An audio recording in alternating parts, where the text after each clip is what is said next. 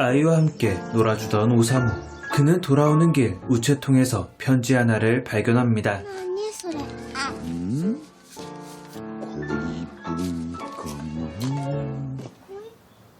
그런데 다음날 편지의 주인공이 그를 찾아옵니다. 상대방의 정체는 시즈코. 그러자 그는 아내를 뒤로한 채 그녀와 길을 떠납니다. 32もなって赤ちゃんみたいだな。 함께 시간을 보내던 두 사람. 그런데 오사무는 이런 말을 꺼냅니다. 静かに日記を読ませて。でもあれは。 당연히 시즈코는 기분이 나쁜 듯 반응합니다. 그러더니 반대급부를 요구하는데 그녀의 요구는 本当の恋をして生まれてくる赤ちゃん。叶えてください。 거절해야 했지만 새 글감이 필요했던 오사무는 그녀와 미래를 즐기기로 한 듯하죠. 하지만 글감은 핑계였던 것처럼 오사무는 시즈코와 즐거운 시간을 보냅니다. 다시 일상으로 돌아온 오사무. 그는 언제나처럼 술자리에 나가 얼큰하게 취해 있습니다. 그리고 또 언제나처럼 옆에 앉은 여자에게 작업을 걸게 되죠. そんなのダメよ絶対ね。人それぞれなんじゃない？ 한편 미래를 즐겼던 시즈코의 임신 소식을 알게 된 오사무. 그걸 잊기 위함인 듯 이번에는 토미에와 또 다른 미래를 시작합니다. 여자들과 방탕한 생활을 즐기고 집으로 돌아온 오사무. 그는 자고 있는 아내 미치코의 관심을 끌기 위한 행동을 합니다. 消えた。かけてないんですか？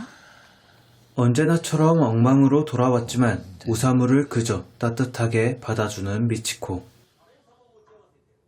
한편 임신 이후 연락이 끊긴 오사무를 직접 찾아온 시즈코. 하지만 정작 오사무는 시즈코에게 관심조차 없습니다. 여기에 새로운 내연 여인 토미에도 이 술집을 찾습니다. 서로의 정체도 모르고 나란히 앉아 이야기를 나누는 두 사람. ああ、ええ、私も好き先生の言葉。あれ奥さんじゃないっすよ。あんな奥さん 그런데 잔뜩 취해 있던 출판사 직원 사쿠라가 폭주를 시작합니다. 바로 이때 います。リオンの妻はいます。あんな風に尽くして尽くして愛する人、私いると思います。 두 사람의 변호를 받고 기분 좋게 밖으로 나온 오사무. 하지만 그는 오랜 방탕한 생활에 각혈까지 하게 되죠. 그런 그를 찾아 나온 토미에. 오사무는 이제 그녀와 또 다른 미래를 가지기로 한 것 같습니다. 死ぬ気でこうする。 그 시기에 오사무의 신작 사양이 큰 인기를 끕니다. 이 책은 시즈코의 일기를 참고해 만든 작품이었죠. 한편 얼마 뒤 시즈코의 남동생이 오사무를 찾아옵니다. 그가 찾아온 이유는 先日12日に姉に女の子が生まれましたのでご報告に参りました。 오사무는 시즈코의 딸을 위해 이름을 지어줍니다. 그런데 그 상황을 지켜보던 토미에가 자살을 하겠다며 소동을 일으킵니다. 오사무의 이름 한자, 오사무와 함께한 시간 하나하나까지 모두 다 자기의 것으로 만들고자 했던 거죠. 그러자 이번에는 토미의 곁에 남는 대신 그녀의 일기를 참고하기로 하는 오사무.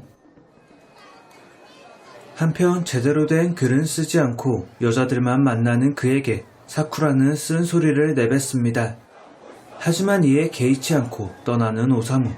그런 그를 붙잡고 사쿠라는 解いてください。人間失格。 그 말이 충격이었는지 비틀대며 시장거리를 걷던 오사무는 토미에를 보자마자 거칠게 입을 맞춥니다. 그런데 お父さん、どうしたの？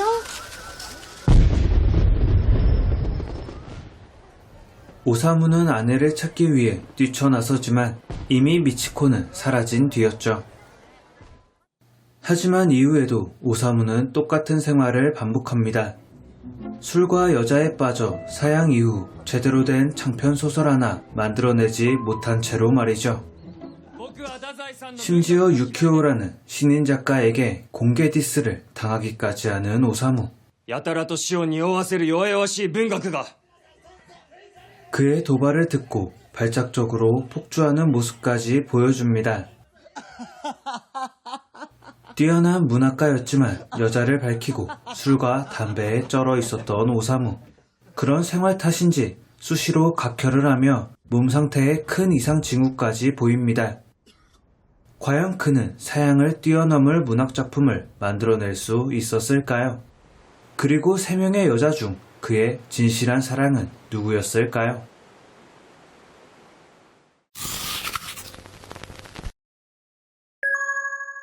이 작품은 다자이 오사무가 쓴 동명의 소설을 모티브로 하고 있습니다. 하지만 등장하는 인물의 이름과 약간의 구성 정도만 원작과 동일할 뿐 이야기 자체는 꽤 달랐습니다. 그렇기에 원작을 좋아하시는 분들에겐 다소 생소하고 어색하게 느껴질 부분도 있었죠. 하지만 원작만큼 매력적인 부분도 있습니다. 먼저 복장 및 가옥, 시장 등의 모습을 통해 오사무가 살던 시대를 충실하게 재현해내고 있었습니다. 특히나 계절감을 느끼게 하는 다양한 꽃의 색감과 저작거리를 따라 쭉 늘어선 노랭과 홍 등은 이 작품의 배경이 언제인지를 강렬한 색을 통해 보여주고 있었죠. 이는 작품의 연출을 맡은 니나가와 미카 감독의 작품이 충실히 반영된 덕이라 생각합니다. 사쿠란, 헬터 스켈터 등의 작품으로 뛰어난 연출력과 함께 화려한 장면 구성을 보여준 바 있던 니나가와 미카 감독. 이번 작품에서도 그녀의 감각은 여전했습니다. 영화의 또 다른 볼거리는 화려한 캐스팅입니다. 오사무 역을 맡은 오구리 슌에서부터 시즈코 역의 사와지리 에리카, 토미에 역의 니카이도 후미, 미치코 역의 미야자와 리에, 거기에 사쿠라 역을 맡은 나리타 료에 이르기까지 일본의 현재를 대표하는 그리고 미래를 이끌어갈 배우들이 대거 등장하며 영화의 완성도를 높이고 있었습니다. 영화에서 오사무는 3명의 여자와 복잡한 관계를 만들어냅니다. 아내인 미치코에서부터 히트작 사양의 모티브를 준 시즈코, 그리고 강렬한 사랑을 나눴던 토미에까지 그는 기분 따라 상대를 바꿔가며 그 순간을 즐겼습니다.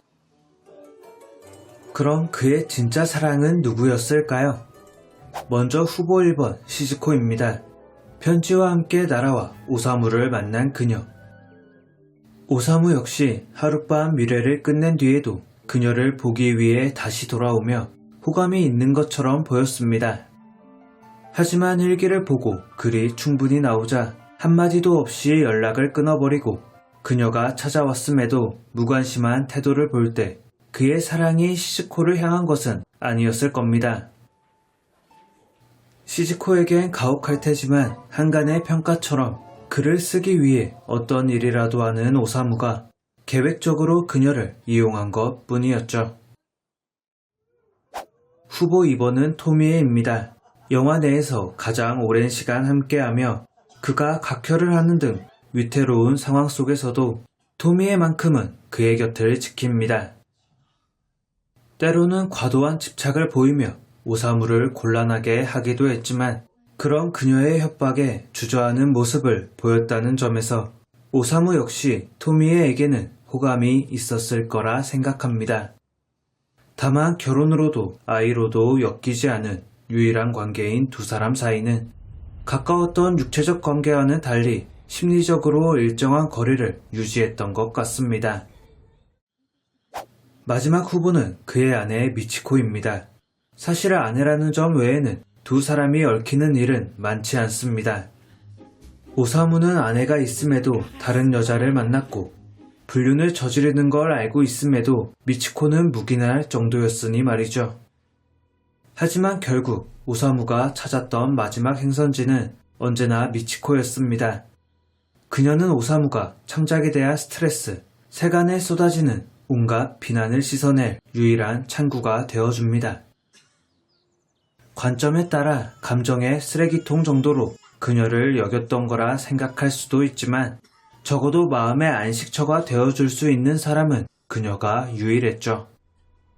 미치코 또한 오사무가 어떤 생활을 하고 다니는지 알고 있음에도 언제나 그를 따뜻하게 보듬어주며 가장 사랑과 가까운 형태를 보여주고 있었습니다. 영화에서 또 하나 재밌는 점은 인간 실격이라는 작품의 이름이 나올 때입니다. 러닝타임의 거의 정중앙에 이 이름이 나오는데 인간 실격이 나오고 나서 작품은 판이하게 달라집니다. 마치 1, 2부를 가르는 경계선이라고 느껴지기도 하는데 전반부가 오사무의 천재성을 보여주는 장면들이었다면 후반부는 오사무의 몰락과 이어진 각성을 보여주는데 집중하기 때문이죠.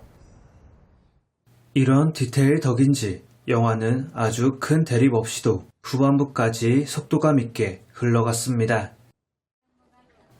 일본을 대표하는 천재작가 다자이 오사무의 생애를 담고 있는 작품, 그리고 그의 소설 속 이야기를 녹여낸 영화 인간 실격이었습니다.